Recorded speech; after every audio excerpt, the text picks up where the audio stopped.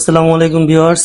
এর আগের ভিডিওতে দেখছিলেন যে আমি চারটা সাদা মুরগির বাচ্চা আনছিলাম। তো মাশাআল্লাহ বাচ্চাগুলা খুব ভালোই বড় হয়েছে, এই যে দেখতে পারতেছেন। কিন্তু দুঃখজনক কথা হলো সন্ধ্যার সময় আমি দোকান থেকে আইসা সবগুলা মুরগির বাচ্চারে খাবার দিয়ে গেছি। তো সবগুলো সুস্থ ছিল, খাবার খাইতেছিল, কিন্তু দোকান বন্ধ করে এখন বাজে প্রায় 11:30। তো আমি আসছি আর কি বাসায় ঘুমানোর জন্য, ওদের খাবার ও পানি দেওয়ার জন্য। তো হঠাৎ করে দেখি মানে এই মুরগিটার অবস্থাটা মানে খুবই খারাপ হয়ে গেছে। এটা সবচেয়ে বড় বাচ্চাটা আর কি। এটা তো কেন যে এরকম হইলো এটা কিছুই বুঝতেছি না। ঘাটটার সম্পূর্ণ বাঁকাই যাইতেছে।